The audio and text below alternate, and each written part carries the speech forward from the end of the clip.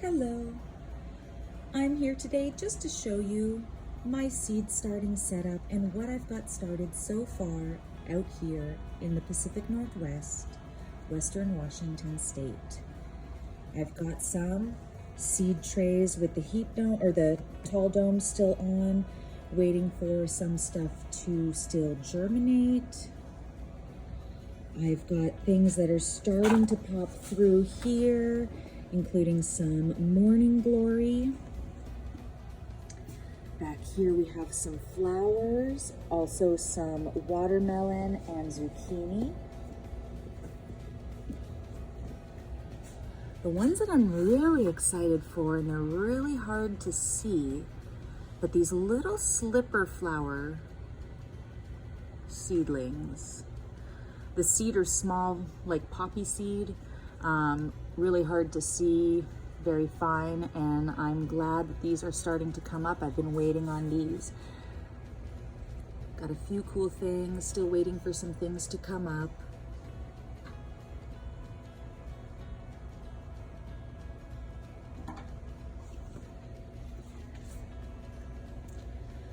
On the lower rack, we've got one tray full of tomatoes.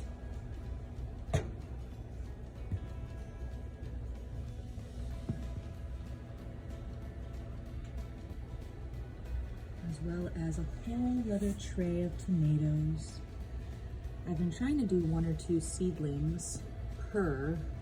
Some seeds were a few years old, so I planted many more. And to my surprise, I still got almost 100% germination on everything I planted. So, I've got many seedlings, many more than I anticipated. My next tray, I've got some nasturtium started, as well as some okra. This will be the first year that I'm growing okra in the Pacific Northwest, so I'm pretty excited for that. I also have some flowers.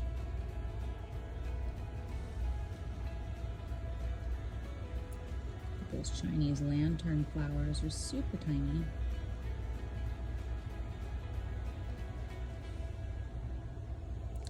Some of these things are ready to get up potted soon.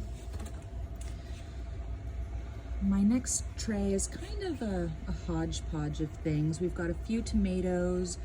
This was planted not too long ago, so we're still waiting for some things to get up here. I'm just starting to remove a lot of the domes for these, and everybody just got a drink, so everybody's really wet right now. Got lots of tomatoes. Ooh, my favorite. Tomatoes. We've also got some white borage.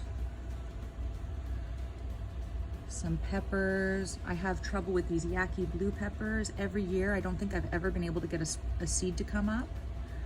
Willoughby spit prickly pear. I'm still waiting on those guys to come up, but I'm hopeful. Those loofah will need to get transplanted soon. And some greens.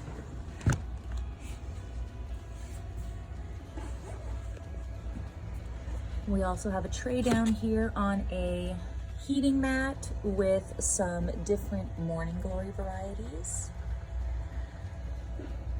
And here's my nice and humid fresh tray that I just planted yesterday. These have peanuts in them, which is, again, first time that I'm growing peanuts this year.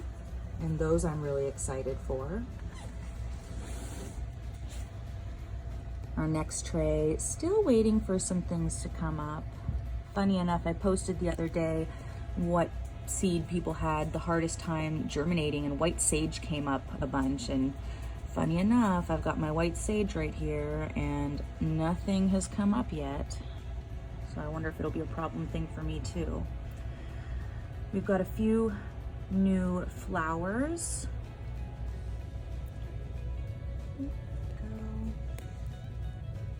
Some lettuces, some Chinese pink celery, which is new to me. Cucamelons. Actually, that's a lie. I grew this celery last year, but I think I killed them when they were babies, like they are now. I've got another flat over here. These have flowers in them and a loofah. These are mostly scabiosa. There may be some zinnia in here, but this should mostly be scabiosa and zinnia.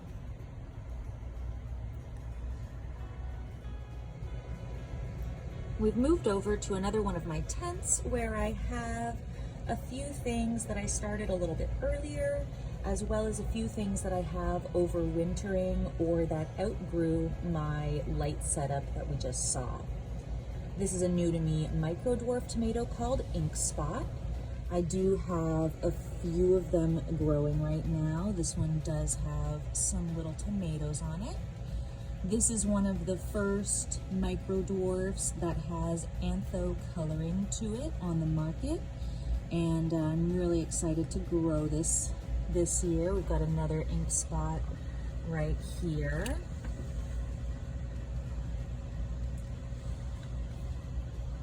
We've got a loofah that is a little bit bigger, and these have some of our awesome ladybug helpers on there. I've got a Japanese Imperial Morning Glory. Pepper plants that are overwintering. This one even has a bunch of peppers on it. This is also a new variety to me this year, and it is also a micro dwarf, and this is called, let me check, Dark Stripe. Another new to me micro dwarf. It's much bigger and bushier than the other ones. I also have some Moringa. It's the first time I'm growing this as well. You can see I got a little bit of heat and whatnot damage to the first sets of leaves here. These were all a little too close to my lights. Same with my balloon vine here. Everything's growing in nicely, but unfortunately they got a little too high. I didn't check them enough, and this tray of seedlings got their first set of leaves. Kind of burnt.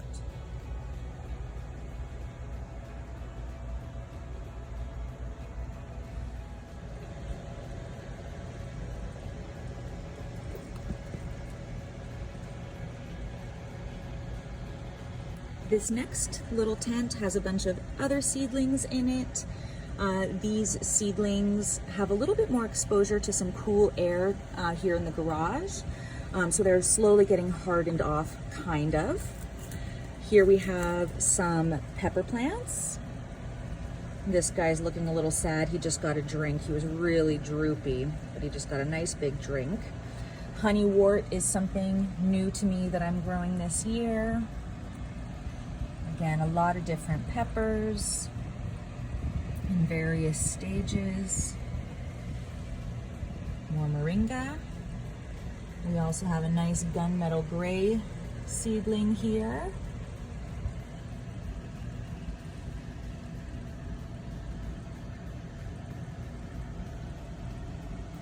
More micro dwarfs. A happier Honeywort. More Moringa.